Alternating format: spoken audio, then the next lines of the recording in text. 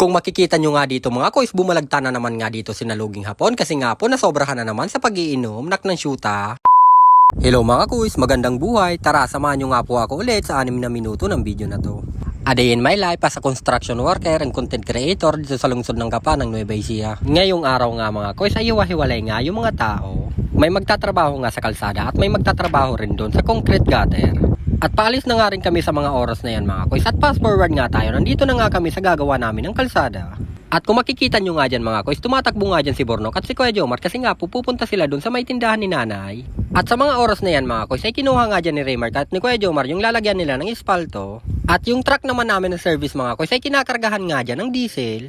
At habang kinakargahan nga yung truck namin ng diesel mga kois ay pumunta nga kami dito sa tindahan ni nanay at nadatnan nga namin si Bornok na kumakain na naman ng syuta. At dahil naubusan tayo ng budget for today's video nga mga kois, nangutang nga muna kami dito kay nanay. At nung nakakuha na nga kami ng ulam kay nanay mga kois, ay dumiretso na nga kami dito sa service namin. Kami nga po ay aalis na rin.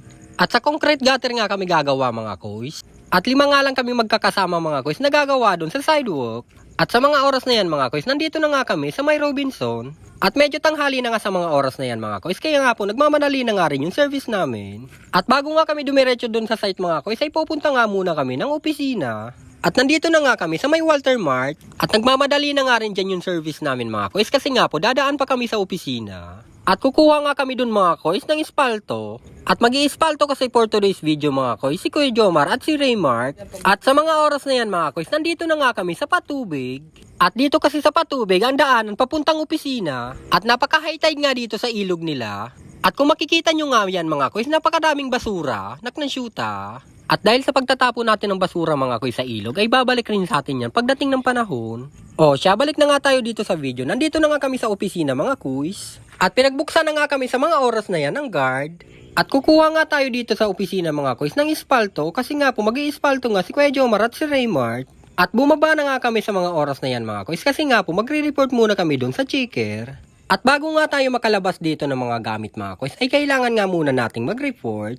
At nung nakapag-report na nga kami mga kois ay diretso na nga kami dito sa kukuhanan namin ng semento. At nakita pa nga namin dito for today's video si MJ.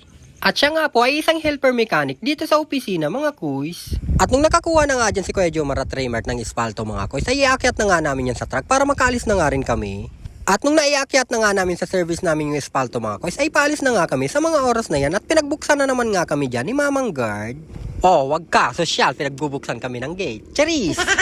At palabas na nga kami ng opisina niyan mga kois at nandito na nga kami sa may bukana ng Gapan. At medyo tanghali na sa mga oras na yan mga kois kasi nga po matagal nga po kami dun sa opisina. At papasok na naman nga kami dito mga kois sa San Leonardo. At sa unahan nga lang po nito mga kois ang aming gagawan. At nadaanan nga namin dito mga kois yung naguhukay. At hinuhukayan nga nila yun mga kois kasi nga po pagbabaunan nyo ng tusang. At sa mga oras na yan mga kois ay bumili nga po muna ako dyan ng yelo kasi nga po mainit na naman tayo for today's video. At nung nabareta ko na nga yan mga kois ay pinapala na nga yan ni Mario. At dahil sa sobrang init nga mga kois ay sumilong nga muna kami ng kaunting oras. At hindi talaga tayo makakatagal mga kois sa sobrang init. At habang nagpapahinga nga kami mga kois ay dumaan na naman nga to nagtitinda ng merienda. At bumili na naman nga kami sa mga oras na yun mga kois. At pagkatapos nga namin magmerienda mga kois ay nagpalapala na naman kami dito ni Mario. At nung tanghaling tapat na nga mga kois ay kakain na nga kami sa mga oras na yan. Pero nagpapahinga nga muna kami ng kaunti dyan. At hindi ka nga makakain ng maayos mga kois kapag pagod. At kinuha ko nga muna yung tubig dun sa dulo mga kois para makapaghugas kami ng kamay. At malagyan nga namin yung jug mga kois kasi nga po kadami pa ng yelo niyan.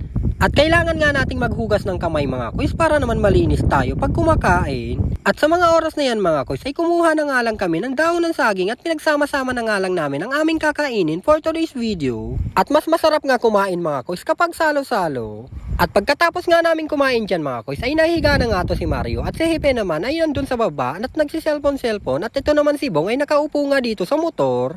At may dumaan nga ditong above. Don't you want me like I want you, baby? Don't you need me like I need you now? Sleep tomorrow, but tonight go crazy. All you got to do is meet me at apatapatse.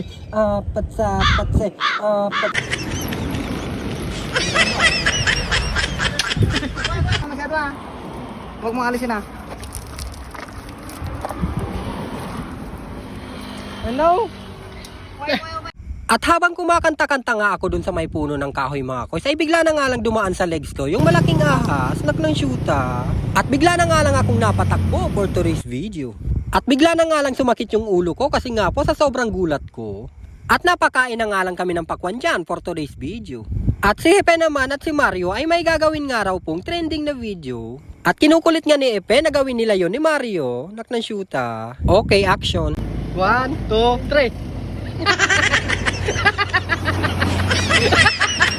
At nung nagawa na nga nung dalawa yung kalokohan nila, ay pumasok na naman nga kami kasi nga po alauna na nga sa mga oras na yan. At ipagpapatuloy na nga lang namin dyan mga koys ang aming paghuhukay. At para bukas nga mga koys ay may mabubuhusan tayo. O siya, hanggang dito na nga lang ang video na to mga koys. Maraming salamat na naman Lord sa maghapon na paggabay. At hindi nyo nga po kami pinapabayaan, kaya thank you Lord. At kung sakali man dumaan sa inyo ang video na to, paki-like, share, and follow naman mga koys. Maraming salamat. At magkita-kita nga po ulit tayo bukas sa susunod na vlog. Maraming salamat po sa inyong panonood. Bye-bye!